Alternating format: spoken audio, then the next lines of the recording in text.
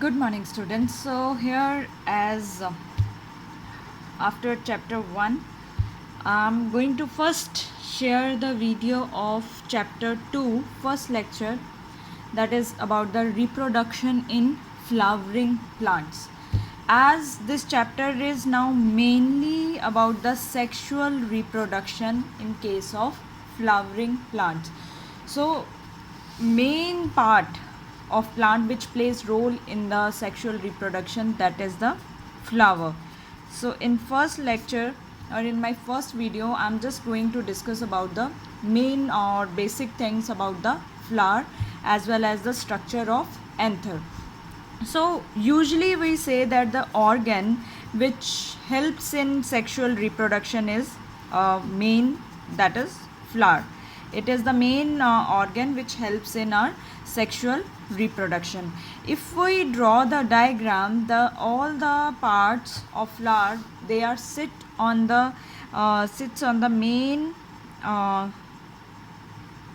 part, that is the main structure, that is called thalamus. So this structure is known as thalamus, or we call it as a receptacle, right?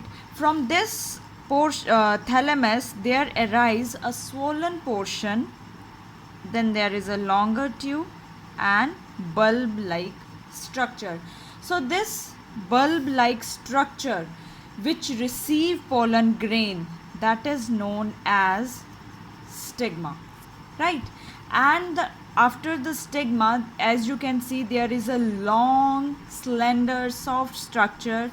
This structure is known as style, right? And the basal portion which is present at the base, that is known as, it is swollen and it has ovules in which eggs are formed, and this is called ovary. So in the female part, which we have stigma, style, ovary, and together this is known as pistil, or we call it as a female reproductive part, right? Stigma, style and ovary.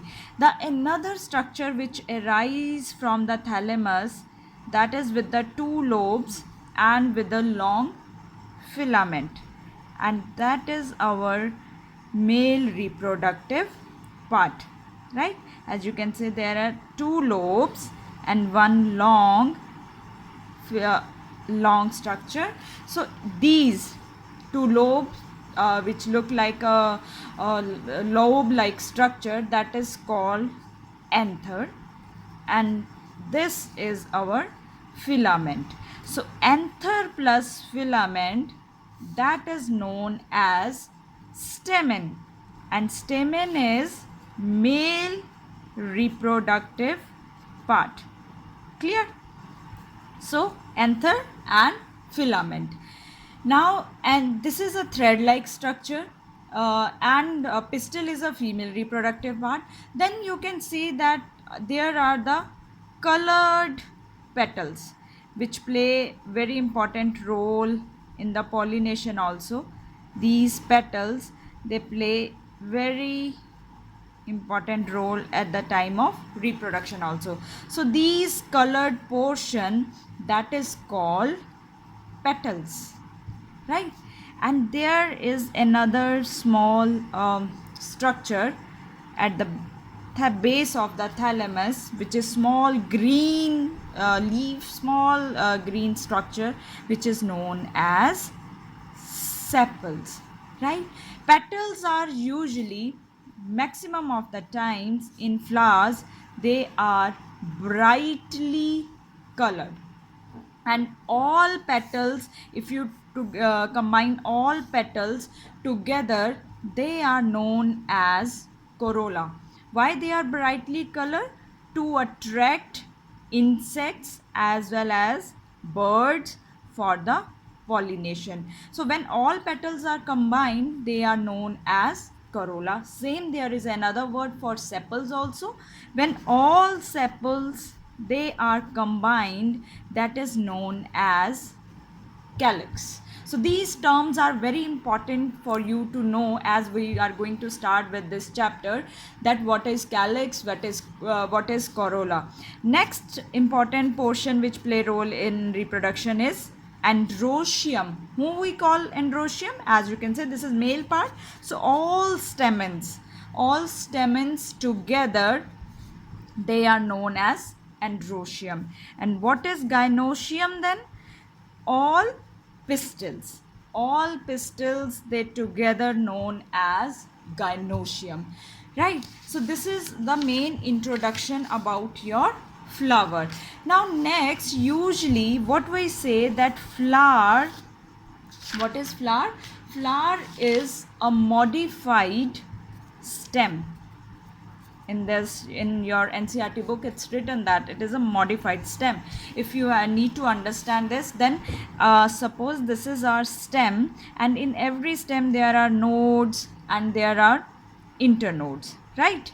And nodes are the portion from where the other structures they arise.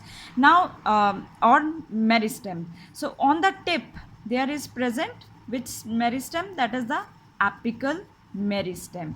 And from apical meristem there you can find this ovary, stigma and style.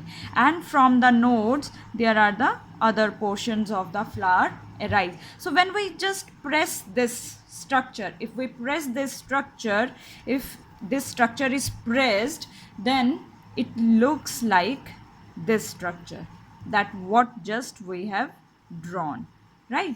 So it actually look like this structure only. So that is why flower is known as a modified stem. Next is that there are 4 whorls we have discussed: androecium, gynoecium, calyx, corolla, right? Calyx, corolla and androecium, gynoecium. So out of these 4 whorls, 2 whorls which are your calyx and corolla, they are known as accessory whorls. Who are accessory? Which actually playing a helping hand. So they help in process of reproduction. Clear? So they are going to help. They are accessories. They are accessory parts, accessory whorls. And what are our innermost 2 whorls? So inner 2 whorls, which are your androecium, male reproductive, and gynoecium. These 2 are main whorls, and these are called essential whorls. So I use 2 terms here. One is accessory whorls and one is essential whorls. Calyx and corolla, they are accessory, and androecium and gynoecium, they are essential whorls, right? So that is about the introduction. Now you are introduced to a flower, that its parts. So we are going to start with our main female structure, that is androecium. As we just draw the structure of androecium, that it has 2 lobes, right? And it arises from the thalamus, or sometimes it arises from the petals also. So if it is attached to, suppose I am drawing here the thalamus, it is arising from the thalamus here. So now what is this? This is our anther. And what is this? This is filament. As you can see, now there are 2 ends of filament. One is this, one is attached to anther. So and that portion of filament which is attached to thalamus, or in some cases it is attached to arise from the petals also, that end is called proximal end. Proximal end, which is present closer, or I will say the place of origin, from where this structure arise, that place of origin, and it is always attached to the anther, and this end is called distal end, which is farther, right? So 2 ends are there in case of anther. One is closer and one is distal. Now they, on the basis of lobes, these there are 2 lobes of anther. So on the basis of these 2 lobes, There are two categories. One is called monothecous and one is called dithecous.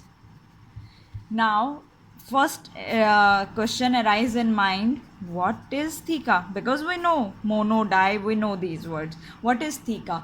Theca means lobe, right? So if there is monothecous, it means one lobe.